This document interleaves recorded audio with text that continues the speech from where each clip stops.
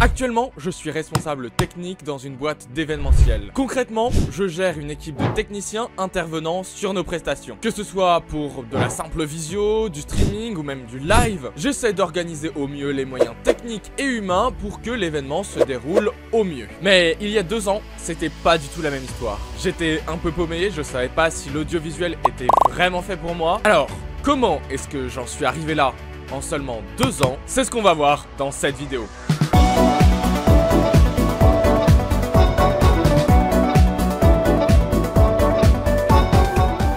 Alors tout d'abord, il faut parler un petit peu de mon enfance.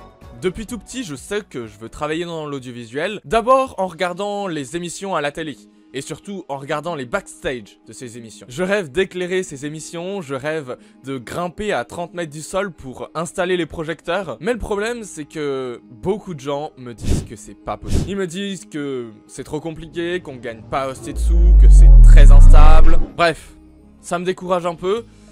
Je me dis que je vais essayer de trouver un autre métier qui serait pas si mal. Je m'oriente vers pilote. Bon, c'est cool, ça permet de voyager, mais honnêtement, c'est pas forcément ça qui me fait kiffer. Et donc, on arrive en terminale, il faut que je fasse un choix sur Parcoursup, et là, tant pis pour le beau salaire que représente le métier de pilote, je choisis de croire en mes rêves. Et je me dirige donc vers un BTS audiovisuel en option image en alternance. Quand j'ai découvert ce que c'était que l'alternance, franchement, je me suis dit, il faut absolument que je fasse ça. Puisque t'es payé pour faire tes études, et en plus, tu fais vraiment ce qui te plaît, t'es dans une entreprise qui, normalement, te pousse à apprendre de plus en plus, t'apprends sur le terrain, donc franchement, je trouve ça tout bénef. Bon, ma première entreprise, honnêtement, elle est cool, mais il n'y a pas non plus de quoi faire rêver. Je suis monteur-cadreur pour une auto-école en ligne, qui a une chaîne YouTube, et donc je m'occupe de toutes leurs vidéos. C'est cool, j'apprends pas mal sur le montage, le cadrage, et même la motion design, mais honnêtement, je trouve ça assez répétitif dans les projets qu'on fait. Et puis, malheureusement, la boîte est un peu en difficulté financière, autrement dit, elle coule. Du coup, je me retrouve sans alternance, et puis bah je dois retrouver une autre si je veux valider ma 2e année. Et c'est comme ça, un peu par hasard, que je postule pour une offre d'emploi qui va réellement changer ma vie. Je t'arrête juste 2 petites secondes pour te demander si la vidéo te plaît de t'abonner, puisque c'est vraiment ce qui me soutient le plus, c'est ce qui me fait progresser de jour en jour, et c'est vraiment la plus grande récompense que je peux avoir pour ce travail sur YouTube. Donc merci à tous ceux qui le feront, et puis on continue avec la vidéo. Donc cette offre d'emploi, elle a pas vraiment de quoi faire rêver. Déjà c'est marqué 70% technicien son, donc pas vraiment ma spécialité, et 30% commercial. Ok, d'accord. Et bah je sais pas ce que fait un commercial, mais pourquoi pas apprendre? Donc je fais un premier entretien pour découvrir un petit peu la boîte, voir un événement, comment ça se passe, etc. Un deuxième entretien avec le patron. Du coup au final, l'ambiance a l'air cool, les collègues ont l'air sympas. Bon, le travail, pour l'instant, y a rien d'incroyable, hein, mais je me dis, bon, ça peut le faire. De toute façon, toutes les personnes que j'avais contactées avant ne m'avaient pas répondu, donc je me dis, on teste ça, et puis s'il faut changer, je changerai. Et heureusement que je me suis dit ça, puisque de plus en plus, je commence à apprendre sur le son, et je découvre tout un monde nouveau qu'on appelle le streaming et la diffusion en direct. Et là, honnêtement, je prends que du plaisir. Je viens sur des événements, je commence à comprendre un petit peu comment est organisée la régie, par où passent les flux, etc. Et plus je commence à comprendre, plus j'ai envie d'apprendre.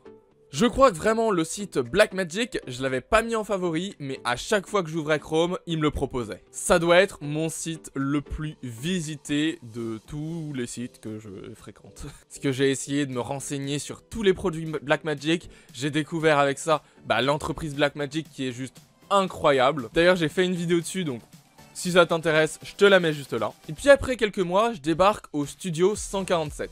Et là, vraiment, c'était incroyable. Je commence à découvrir une équipe super douée. Je commence à comprendre de plus en plus un vrai setup dans un vrai studio. Parce qu'avant c'était juste des régies dans des salles, mais il n'y avait pas forcément énormément de matériel. Et avec ce studio, j'apprends le DMX, j'apprends l'éclairage live, j'apprends le live, comment on gère tous les flux qui rentrent, qui sortent, etc. Les flux audio, les flux vidéo. J'apprends énormément de choses. et franchement, j'adore ce que je fais. Et là, on arrive au bout des 2 ans de BTS, et honnêtement, même quand j'étais à l'école, je pensais à l'entreprise. Donc autant vous dire que tout ce qui est révision, examen, etc., ça me passait, mais bien au-dessus. Donc là, j'ai 6 semaines pour réviser le BTS. 6 semaines où je ne serai pas en entreprise et où je dois réviser et me mettre à fond sur le BTS pour l'obtenir quoi finalement. Donc je révise à fond, je tourne le projet qu'on va présenter au BTS, j'essaye de faire le truc le mieux possible, j'essaye de vraiment m'investir pour obtenir ce BTS, je passe l'examen d'anglais, la physique, la TES, etc. Et puis, je dois passer un dernier examen qui est l'oral pour présenter et défendre un peu la vidéo qu'on a tournée donc pour l'examen. Sauf qu'entre temps, j'ai un coup de fil de l'entreprise me disant que mardi, on a un événement super important et ils veulent que je sois réalisateur sur cet événement, donc autant dire que là, je passe un niveau. Et donc là, je suis face à un choix, l'entreprise ou le BTS. Le BTS, tout le monde me dit que si j'ai pas de diplôme, ce sera super compliqué pour trouver un travail, etc. Je pourrai jamais travailler dans l'audiovisuel, etc. L'entreprise, ça m'a apporté tellement, je kiffe ce que je fais au jour le jour. Donc, je suis face à ce choix. Et donc là, je rappelle mon entreprise. Oui, et alors, je suis complètement dispo, c'est bon pour mardi. Et oui, du coup, j'ai préféré l'entreprise à l'examen. Et évidemment, comme je ne me suis pas présenté à l'oral, j'ai raté mon BTS. Au final, je le regrette pas du tout, et si c'était à refaire, honnêtement, je le referais. Et ensuite, j'ai eu la chance de pouvoir intégrer ma boîte en CDI. Et là, je m'éclate de jour en jour. On fait des projets super passionnants, de plus en plus gros, avec de plus en plus d'équipes, de moyens. Et donc, honnêtement, je pourrais pas rêver un meilleur travail que ça. Et je suis donc passé responsable technique de toute cette partie événements et gestion technique des événements. C'est trop cool. Voilà. Donc, si vous voulez un conseil, travaillez beaucoup, apprenez encore plus et surtout, profitez un max. Allez, merci d'avoir regardé cette vidéo. Bye bye.